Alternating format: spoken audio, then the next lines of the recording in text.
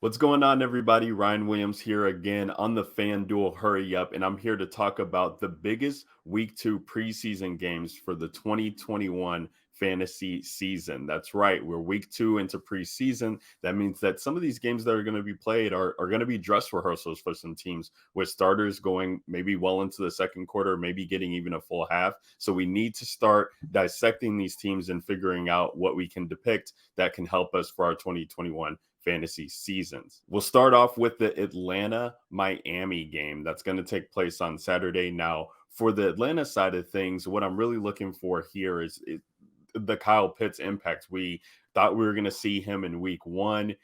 That did not happen. He got a 0. For those of you who are playing preseason DFS, that 0 did not help your lineups. But I think that we should see Kyle Pitts here.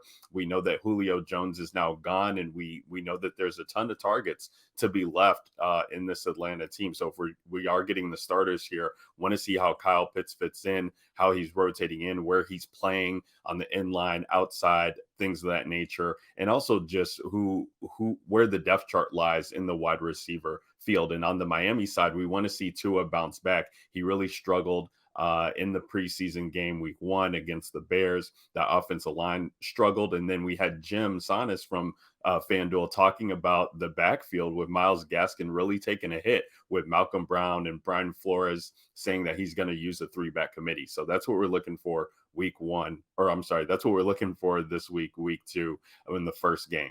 Now, the second game we're going to look at is Denver and Seattle. I believe that game is later on Saturday, possibly even Sunday. But what we're really looking for here is the Denver side of things. They really kind of took preseason week one by storm, scoring 33 points there and really paying off dividends if you had players on this team in your DFS lineups.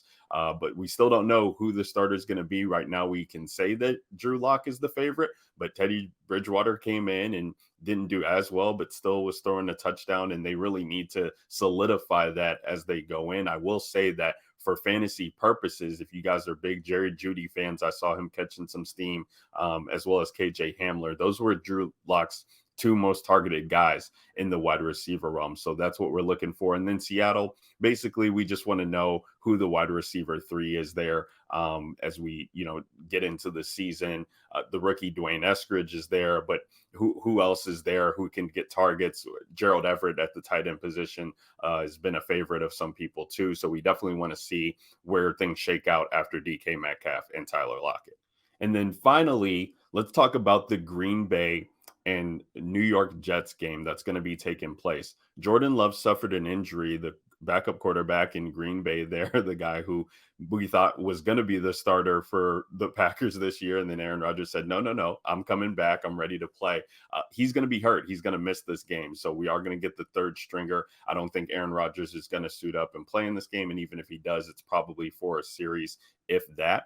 And so we need to, we're not going to be able to really see anything from the quarterback position, but let's just see if it is a dress rehearsal for Green Bay, what's going on at the wide receiver position for them as well, too. They brought in a rookie, Amari Rodgers. They brought back Randall Cobb.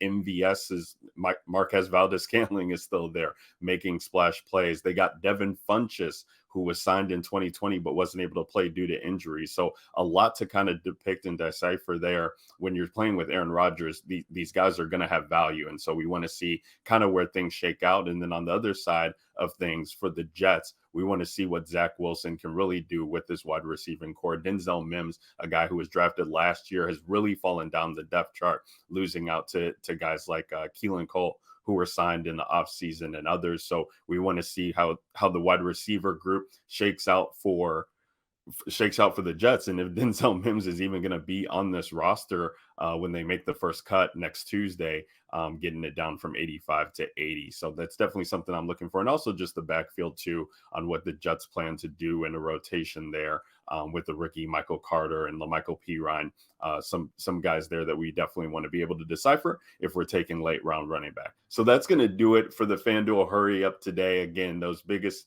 week two preseason games that I'm looking for, but catch us on the FanDuel Hurry Up on the YouTube channel. Make sure you guys are subscribed. You can follow me on Twitter at Ryan Alexander _W. Catch you guys next time on the Hurry Up. Peace.